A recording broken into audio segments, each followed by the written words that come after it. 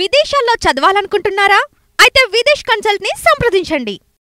Secular అంటే secular హిందువులకు బుద్ధి లేదు. ఫస్ట్ వాళ్ళు కరెక్ట్గానే వాళ్ళ మతాన్ని ఆచరిస్తున్నారు. ఎవరు మనం మాత్రం ఆచరించట్లే. మనం మాత్రం ఆచరించాం, మనం మాత్రం పాటించాం. మన దేవుడి దగ్గర అయితే ఈ పాటికి రగిలిపోవాలి. ఎస్, పవన్ కళ్యాణ్ గారు మగాడు. పవన్ కళ్యాణ్ నిఖార్సైన హిందూ. ఆయన వెంట నడుస్తాం, ఆయన వెంటే మాట్లాడతాం, ఆయన వెంట నిలబడతాం. ప్రతి హిందువు కూడా సనాతన బోర్డు కావాలి. వక్ఫ్ బోర్డే ఉండాలా? మాకు సనాతన బోర్డు కావాలి. ఎస్, ఆయన మాట్లాడింది 200 కాదు, 1000% రైట్. 1000% రైట్. పవన్ కళ్యాణ్ గారు హ్యాట్స్ ఆఫ్.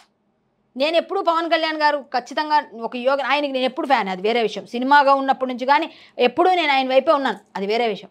కానీ ఇంతనాళ్ళకి ఒక మగాడు వచ్చాడు హిందూ ధర్మం కోసం మాట్లాడడానికి. ఏ హీరో కానీ ఏ నాయకుడు కానీ సెక్యులర్ అన్నారు కానీ ఎస్ మా హిందూ ధర్మం జోలికి వస్తే కత్తి పడతామని చెప్పాడు. ఇదం క్షాత్రం ఇదం బ్రాహ్మ్యం అని చెప్పిన దానిలో ఇదే తెలుసా. ఎందుకంటే ధర్మహింస తదైవచ, అహింస పరమో ధర్మ అని కాదు, ధర్మహింస తదైవచ కూడా ఉంది. ఖచ్చితంగా చేయాల్సి వస్తే చేస్తారు. కత్తి పట్టాల్సింది అవసరమైతే.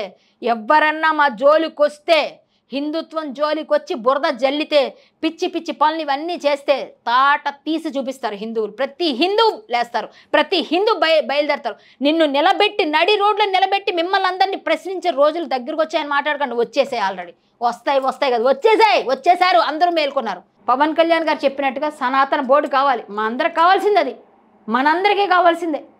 వక్ఫ్ బోర్డుకి అయితే ఒకటి ఉంటుందా? మాకెందుకు ఉండకూడదు? మాకు కావాలి. ఇప్పుడు మేము బిల్లు పెట్టుకునే వరకు మేము ఒప్పుకోం, అడుగుతాం, మేము మెయిల్స్ పంపిస్తాం, మేము ఫైట్ చేస్తాం, మేము ధర్నాలు చేస్తాం. ఎస్, మాకు కావాలి.